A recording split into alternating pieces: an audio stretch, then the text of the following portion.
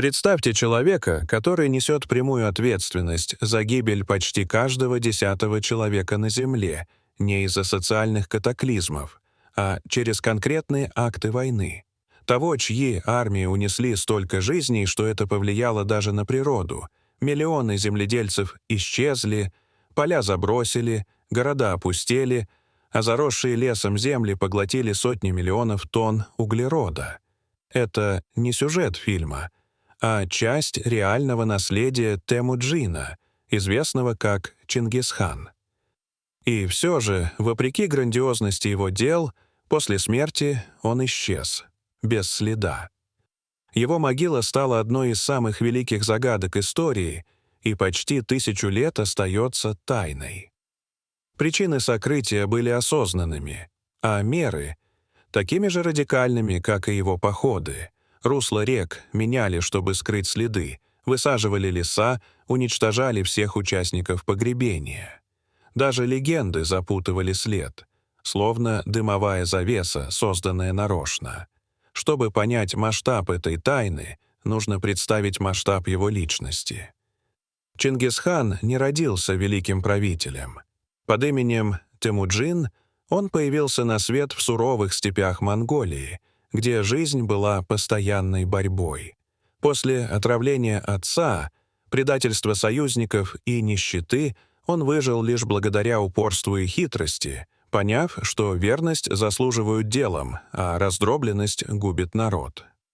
В начале XIII века он сделал невозможное — объединил десятки враждующих племен под единым знаменем и перестроил общество, создав военную систему нового типа. Отряды делились по десятичному принципу — десятки, сотни, тысячи, тумены, а командиры назначались по заслугам, а не по происхождению. Личный талант стал важнее крови. Армия превратилась в идеально организованную силу, где всадник и конь были единым организмом. Монголов учили верховой езде с детства, и они могли неделями не сходить с седла, питаясь сушеным творогом и, в крайнем случае, кровью своих лошадей. Их тактика строилась на скорости, маневренности и страхе.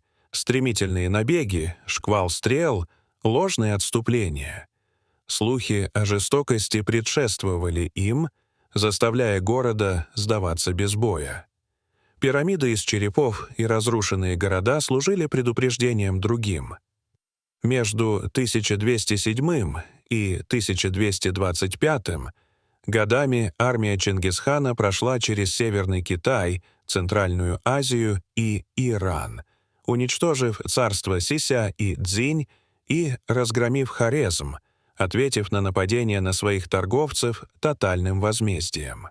Самарканд, Бухара, Ургенч, богатейшие города Шелкового пути, были разорены, библиотеки сожжены, ремесленники и ученые убиты или уведены в плен.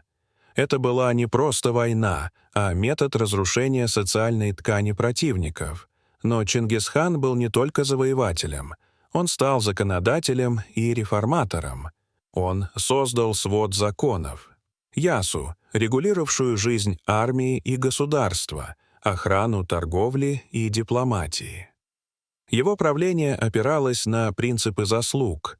На ключевые посты он ставил не по крови, а по уму, будь то китайцы, персы или мусульмане. Он наладил связь по всей империи с помощью почтовой системы ям, подобие средневекового интернета, позволявшего быстро передавать приказы и вести.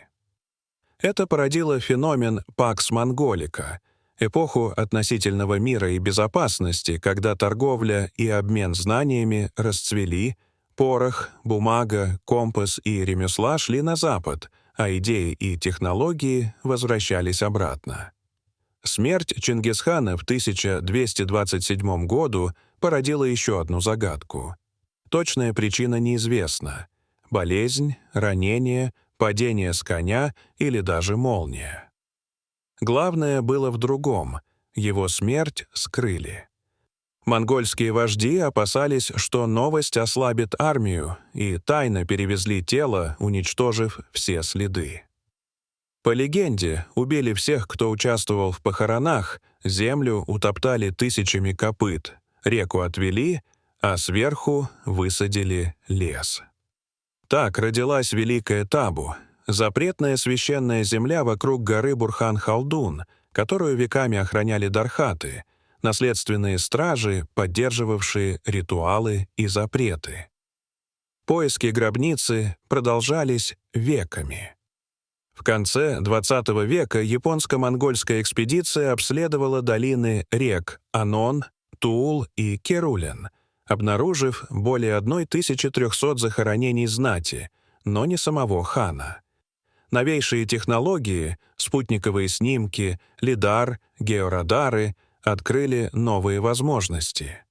Ученый Альберт Юмин Линь предложил неразрушающий подход — изучать Землю, не касаясь ее, объединяя спутниковые данные, добровольцев и георадары. Он выявил интересные аномалии в горах Хэнтэй, но подтверждений не нашел. Море Кравец посвятил жизнь поискам, сталкиваясь с болезнями, поломками и странными явлениями, что лишь укрепляло веру местных в то, что духи оберегают тайну. Алан Николс исследовал районы у реки Хуанхэ, где зафиксировал возможные рукотворные структуры, но действовал осторожно из-за политических рисков. Потом появилась сенсация. Сообщалось, что нашли камеру с богатым инвентарем, оружием, доспехами, сосудами, тканями и человеческими останками. Радиоуглеродный анализ показал XII-XIII век, а генетика — связи с центральноазиатскими народами. Все указывало на то, что найденный был великим воином, но вместе с восторгом пришли сомнения и страхи. Для монголов Чингисхан — не просто правитель, а священный предок, символ нации. Открытие его гробницы вызвало противоречивую реакцию — гордость, тревогу и протесты. Предания о проклятии ожили, а споры вспыхнули. Кто имеет право изучать находку, кому принадлежат артефакты, что делать с останками? Одни предлагали перезахоронение по традициям, другие — создание охраняемой зоны или музея. Международное сообщество настаивало на соблюдении норм ЮНЕСКО и участии независимых наблюдателей. Это открытие стало испытанием для науки и культуры. Исследователи осознали, что важно не только искать знания, но и уважать веру, традиции и право народа на память. Оно породило новые вопросы: как датировать и сохранять древние материалы, как работать с ДНК, чтобы не нарушить этические границы.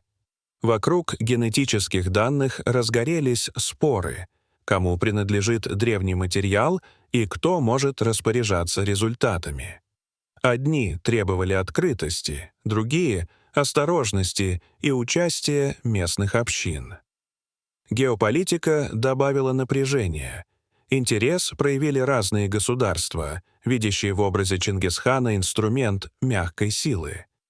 Туризм, политика, культурное наследие переплелись в сложный узел. Международные организации пытались выработать общий подход, но найти баланс оказалось непросто. История знала подобные прецеденты. Гробница Тутанхамона и мавзолей Цинь-Шихуанди принесли не только открытия, но и конфликты между наукой, коммерцией и верой. В случае с Чингисханом все еще тоньше.